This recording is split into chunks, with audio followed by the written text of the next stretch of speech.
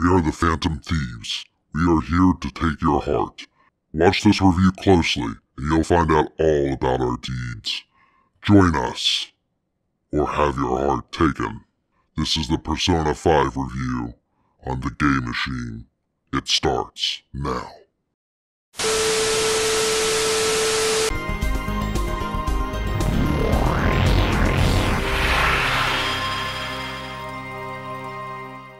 You play as a quiet protagonist who just moved to a new school in Tokyo after being wrongly accused of a crime you didn't commit. You stay with a coffee shop owner who makes you sleep in an attic because he's a grumpy old fart. And you meet a cast of friends that help you explore the metaverse, a parallel world of distorted desires of humans that are made manifest in huge structures called palaces. What kind of people? Well, all kinds of people, like perverts. That's a big one.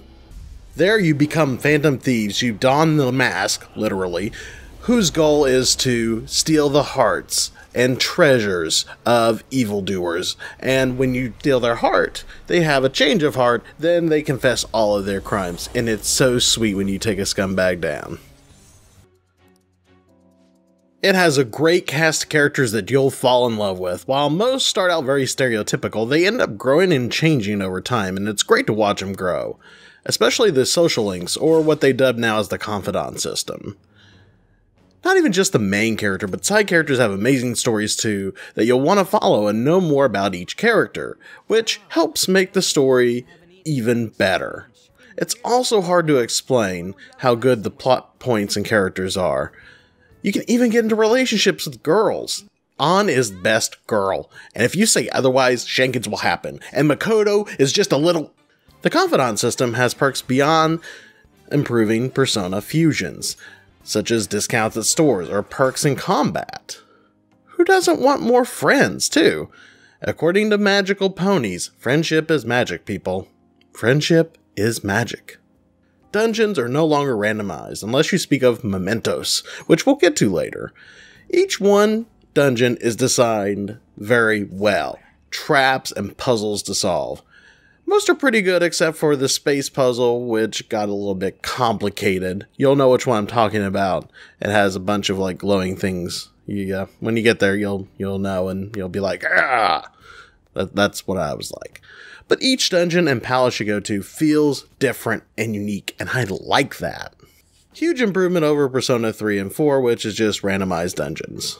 Combat is typical JRPG combat, which we expect of the Persona games, of course. For those not in the know, Persona is 1-bit JRPG, 1-bit Pokemon with demon monsters. Your main character can wield many personas and use them in combat, and they have various abilities and attributes, so using the right one at the right time can give you a huge advantage in battle, but they can also become a disadvantage if your enemy has the right weakness to your persona. So using the right one at the right time will definitely determine whether or not you'll survive. What they do as new is you can negotiate with shadows. The shadows either get them to join your side, give you cash, or give you an item. To persuade shadows, you must go through her conversation trees, or get them low enough health that they'll beg for their lives. If you're successful to get one to join your side, they can be used in battle. They can be used to fuse to create new items or personas. Like Mara, who is a demon dick with tentacles riding a chariot, because why? Anime, that's why. If you miss the randomized dungeons from Persona 3 and 4, have no fear. They are here in the form of mementos, a place where you can grind for experience, personas, and gear. It's a great addition to the gameplay and allows you to continue to play dungeons when the palaces have gone bye-bye. The graphics, while doesn't really push the consoles, it is super stylish and super slick. Even the menus have that spark of pizzazz and flair. Just look at it and tell me that you don't think it's cool. Also, the soundtrack is just as amazing, and it's become one of my favorite gaming soundtracks. I love it more than Persona 4. That's saying a lot. Please don't lynch me. This part, I'm gonna be nitpicking because what is weak about this game? I'm having a hard time coming up with stuff because there's so much good in this game, I'm having a hard time finding bad things to say. But one of the things is, like other Persona games, that the protagonist dies, it's game over. That's it. Even though your party can use healing items, they can use magic spells to revive you. Nope, your party is complete idiots. They can't do anything without you. They can't even take a crap without you talking to them. But these characters aren't dumb. Alright, Ryuji's a little special, but, I mean, even he can do that. I mean, come on, people. I've heard from some people complain that the dialogue is a little stiff or awkward at times. I haven't really noticed that, but some people feel that way. And to me, for the most part, it sounds like a good anime dub, and yes, dub haters, those do exist.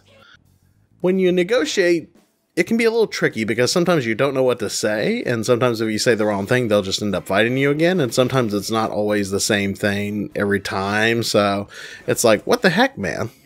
Overall, Persona 5 is one of the best games of the year. I'm calling it right now, and I might like it a little bit more than Persona 4. I don't know, jury's still out. I need more time to figure out whether or not this is my favorite Persona game.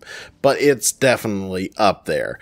There's just so much to do in one playthrough that you just can't do it all. And you'll want to come back to see more stories and characters that you missed and extra content that awaits you in New Game Plus. The style and the music of this game makes it the icing on an already great gaming cake. And this game is the yellow cake of JRPGs, and we all know how good yellow cake is. It's amazeballs, folks. Yellow cake is amazeballs. And if you think on or yellow cake is stupid, then you can just go straight to, hey guys, thank you very much for watching this review. So, tell me, have you played Persona 5? What did you think of it? If you haven't yet and been waiting on my review for like forever, tell me, what is one thing that you're most excited about Persona 5? And if you had a Persona, would it be Mara or something else? Let us know in the comments below. Make sure to also, very, very important, share this video with as many people as you can. Subscribe if you like the content as well.